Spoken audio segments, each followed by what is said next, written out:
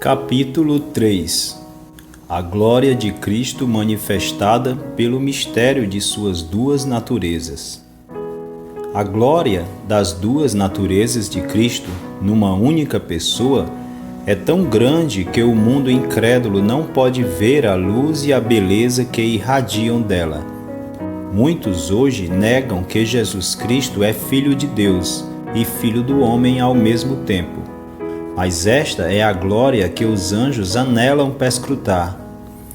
Satanás levantou-se em orgulho contra Deus no céu e depois tentou destruir os seres humanos na terra, os quais foram feitos à imagem de Deus. Em sua grande sabedoria, Deus uniu em seu Filho ambas as naturezas contra as quais Satanás havia pecado. Cristo, o Deus-homem, triunfou sobre Satanás através de sua morte na cruz. Aqui está o fundamento da igreja. Deus suspende a terra sobre o nada, de acordo com Jó 26:7. Entretanto, ele fundou a sua igreja nesta rocha inamovível. Abre aspas. Tu és o Cristo, o Filho do Deus vivo. Fecha aspas. Mateus 16:16. Este glorioso fato é mencionado em Isaías 9:6. Porque um menino nos nasceu, um filho se nos deu, e o principado está sobre os seus ombros, e o seu nome será Maravilhoso, Conselheiro, Deus Forte, Pai da Eternidade, Príncipe da Paz. Assim como o fogo estava na sarça que Moisés viu, igualmente a plenitude da deidade habitava corporalmente em Cristo, que foi feito carne e habitou entre nós. O eterno fogo da natureza divina habitou na sarça da frágil natureza humana. Contudo, a natureza humana não foi consumida. Então vemos a benevolência daquele que habitava na sarça dirigida a nós, pecadores. Da mesma forma que foi dito a Moisés para tirar as suas sandálias, nós também devemos tirar de nossos pensamentos todos os desejos e imaginações que procedem de nossa natureza humana decaída, para que pela operação da nossa fé possamos ver a glória de Jesus Cristo. Espero que o que se segue nos mova a buscar de Deus o espírito de sabedoria e revelação para abrir os olhos do nosso entendimento. Estejamos absolutamente certos de que essa glória de Cristo em suas naturezas divina e humana é o melhor, o mais nobre e o mais útil objeto em que podemos pensar. O apóstolo Paulo afirma que todas as outras coisas são apenas perda e, quando comparadas com ela, como esterco. As Escrituras falam da estultícia das pessoas em gastar o dinheiro naquilo que não é pão e o produto do seu trabalho naquilo que não pode satisfazer. Eles fixam seus pensamentos em seus prazeres pecaminosos e se recusam a olhar para a glória de Cristo. Alguns chegam a ter pensamentos mais elevados sobre as obras da criação de Deus e de sua providência, mas não há glória nessas coisas que se possa comparar com a glória das duas naturezas de Cristo. No Salmo 8, Davi está meditando na grandeza das obras de Deus. Isto o faz pensar na pobre e fraca natureza do homem, que parece como nada se comparada àquelas glórias. Então ele começa a admirar a sabedoria, amor e bondade de Deus por exaltar acima de todas as obras da criação a nossa natureza humana que estava em Jesus Cristo. O autor sagrado explica isto em Hebreus 2, de 5 a 6. Como são agradáveis e desejáveis as coisas deste mundo, esposa, filhos, amigos, posses, poder e honra. Mas a pessoa que tem todas estas coisas e também o conhecimento da glória de Cristo dirá, abre aspas, a quem tenho eu no céu senão a ti? E na terra não há quem eu deseje além de ti. Fecha aspas. Salmo 73, 25. Pois, abre aspas, quem nos céus se pode igualar ao Senhor? Quem é semelhante ao Senhor entre os filhos dos poderosos? Fecha aspas. Salmo 89, 6. Apenas uma olhada na gloriosa beleza de Cristo é suficiente para vencer e capturar os nossos corações. Se não estamos olhando com frequência para Ele, refletindo sobre a sua glória, é porque as nossas mentes estão muito cheias de pensamentos terrenos. Desta forma, não estamos nos apossando da promessa de que nossos olhos verão o Rei em sua beleza. Uma das atividades da fé consiste em examinar as Escrituras, porque elas declaram a verdade sobre Cristo. Vamos ver a glória de Cristo nas Escrituras de 3 modos. Primeiro, por meio de descrições diretas de sua encarnação e seu caráter como Deus-homem. Segundo, mediante numerosas profecias, promessas e outras expressões que nos levam a considerar a sua glória. Terceiro, pelos exemplos de adoração divina que Deus instituiu no Velho Testamento e pelo testemunho direto dado a ele do céu no Novo Testamento. Isaías disse, abre aspas, eu vi ao Senhor assentado sobre um alto e sublime trono, e o seu séquito enchia o templo. Fecha aspas. Isaías 6, 1. Esta visão de Cristo foi tão gloriosa que os serafins, criaturas celestiais que assistem nos céus, tiveram que cobrir as suas faces. Contudo, maior ainda foi a glória revelada abertamente nos dias apostólicos. Pedro nos diz que ele e os outros apóstolos foram testemunhas oculares da majestade do Senhor Jesus Cristo. Abre aspas.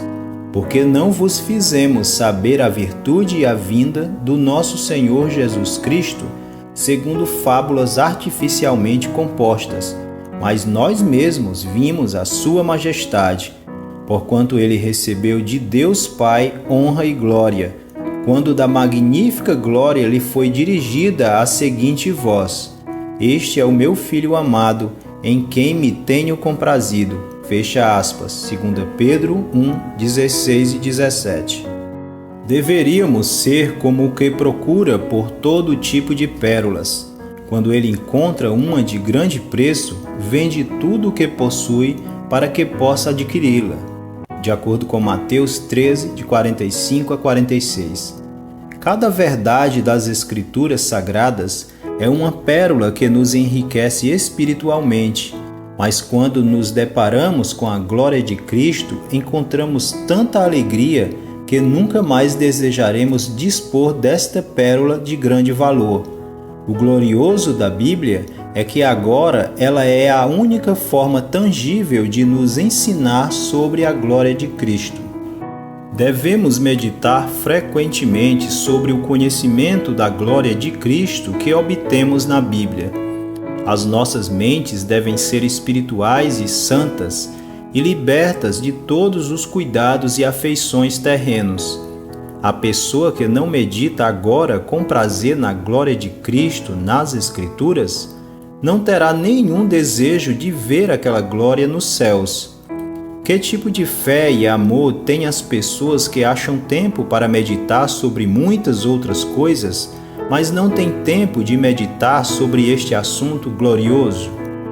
Os nossos pensamentos devem se voltar para Cristo sempre que haja uma oportunidade a qualquer hora do dia. Se somos verdadeiros crentes e se a palavra de Deus está em nossos pensamentos, Cristo está perto de nós. Nós o encontraremos pronto para falar conosco e manter comunhão. Ele diz, abre aspas, eis que estou à porta e bato. Se alguém ouvir a minha voz e abrir a porta, entrarei em sua casa e com ele cearei, e ele comigo. Fecha aspas. Apocalipse 3:20. É verdade que há momentos em que ele se retira de nós e não podemos ouvir a sua voz. E quando isso acontece, não podemos ficar contentes. Devemos ser como a noiva de Cantares 3, de 1 a 4, que disse, abre aspas, de noite busquei em minha cama aquele a quem ama a minha alma. Busquei-o e não o achei. Levantar-me-ei, pois, e rodearei a cidade. Pelas ruas e pelas praças buscarei aquele a quem ama a minha alma. Busquei-o e não o achei. Acharam-me os guardas que rondavam pela cidade e perguntei-lhes, vistes aquele a quem ama a minha alma? Apartando-me eu um pouco deles, logo achei aquele a quem ama a minha alma. Detive-o até que o introduzi em casa de minha mãe, na câmara daquela que me gerou. Fecha aspas. A experiência da vida espiritual de um cristão é forte em proporção aos seus pensamentos sobre Cristo, que nele habita, e seu deleite nele. Se tivermos deixado Cristo ausente de nossas mentes por muito tempo, devemos nos censurar por isso. Todos os nossos pensamentos sobre Cristo e sua glória devem ser acompanhados de admiração, adoração e ações de graças. Somos convidados a amar o Senhor com toda a nossa alma, mente e força. Se somos verdadeiros crentes, a graça de Cristo opera em nossas mentes e almas renovadas e nos ajuda a fazer isso. Na vinda de Cristo como juiz no último dia, os crentes ficarão cheios de um tremendo sentimento de admiração por sua gloriosa aparência. Abre aspas. Quando vier para ser glorificado nos seus santos e para se fazer admirável naquele dia em todos os que creem. Fecha aspas. 2 Tessalonicenses 1 e 10. Essa admiração se transformará em adoração e ações de graças. Um exemplo disso é dado em Apocalipse 5, de 9 a 13, onde toda a igreja dos redimidos canta um novo cântico. Abre aspas, e cantavam um novo cântico dizendo, digno és de tomar o livro e de abrir os seus selos, porque foste morto e com teu sangue compraste para Deus homens de toda tribo e língua e povo e nação, e para o nosso Deus os fizeste reis e sacerdotes, e eles reinarão sobre a terra. E olhei e ouvi a voz de muitos anjos ao redor do trono, e dos animais e dos anciãos, e era o número deles milhares de milhares e milhões de milhões, que com grande voz diziam, digno é o Cordeiro que foi morto de receber o poder e riquezas e sabedoria e força e honra e glória e ações de graças.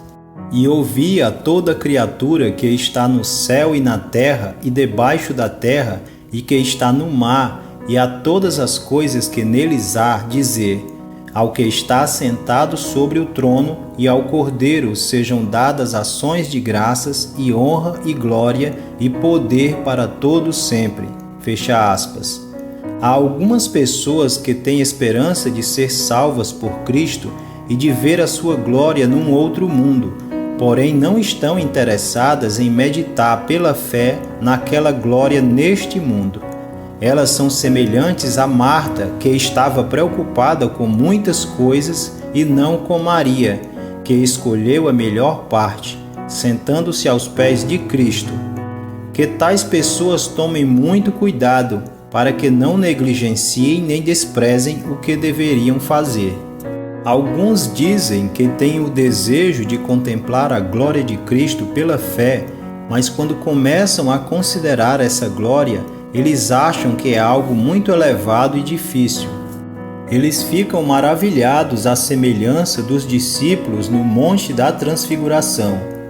Admito que a fraqueza de nossas mentes e a nossa falta de habilidade para entender bem a eterna glória de Cristo nos impede de manter os nossos pensamentos numa meditação firme e constante por muito tempo. Aqueles que não têm a prática e habilidade de uma santa meditação, em geral não terão a capacidade de meditar neste mistério em particular.